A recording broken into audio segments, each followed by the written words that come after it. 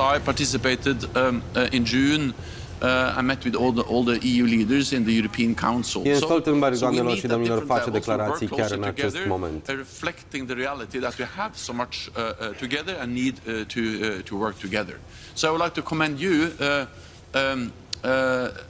as European parliamentarians for supporting these efforts, enabling the strengthened cooperation between the European Union and NATO. And of course we have a lot more to do, but we could be quite proud of how far we have been able to move over the last years in ensuring the partnership, the bond between our two organizations. Mă adresez dumneavoastră parlamentarilor europeni pentru consolidarea acestei relații între cele două entități, NATO și Uniunea Europeană.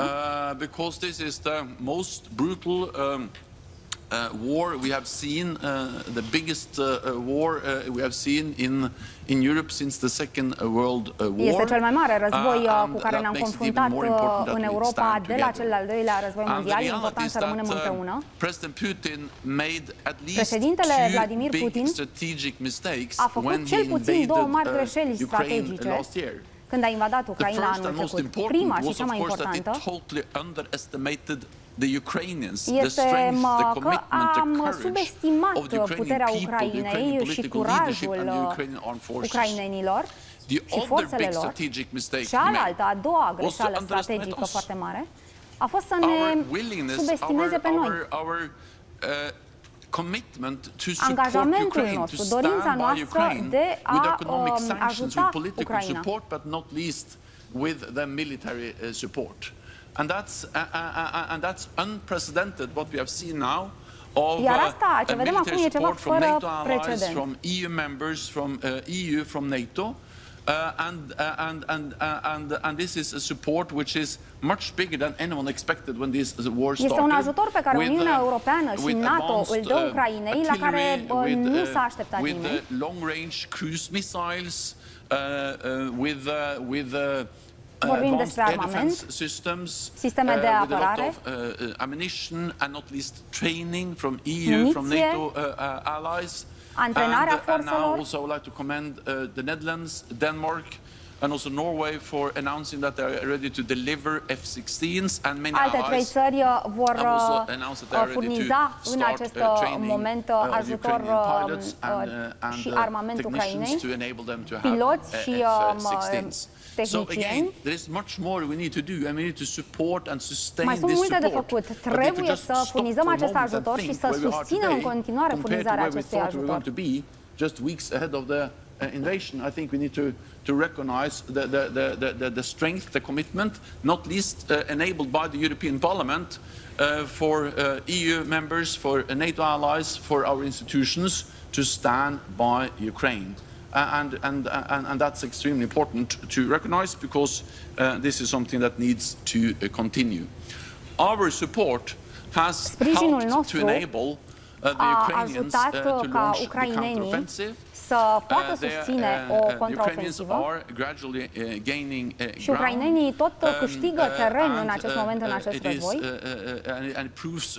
Asta demonstrează importanța sprijinului nostru și subliniază abilitatea și dorința noastră de a continua să ajutăm Ucraina. E o luptă grea. The defensive lines of the Russian forces, and they are moving forward. And that was also the clear commitment and clear message from the NATO summit in July. Acest mesaj de susținere a fost și cel pe care l-a făcut NATO în iulie. And the offensive just highlights the importance of standing by them. Ofensiva ucrainenilor tocmai arată importanța acestui sprijin pe care l-au primit. La summitul NATO, mesajul principal a fost sprijini Ucraina. Am fost capabili să înregistrăm progrese și pe calea aceasta a Ucrainei de a adera la NATO. Suntem recunoscători pentru ceea ce a făcut Uniunea Europeană.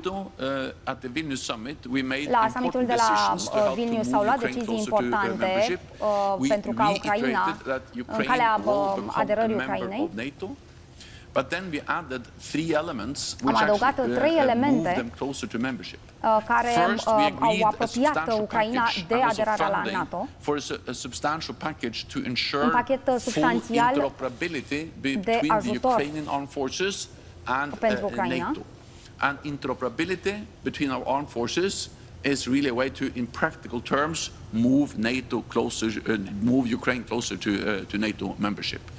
The second thing we did was to strengthen the political institutionalized cooperation. We established something called the NATO-Ukraine Council, where we don't meet Ukraine as a partner, we meet as equals around the table. Am sprijinit Ucraina să devină un partener egal la masa discuțiilor. This council can make decisions, it can convene on a short notice, it can address crisis, as we did just after the summit with when the grain deal was suspended, and the plan is now to really develop the NATO-Ukraine Commission to a practical, to an important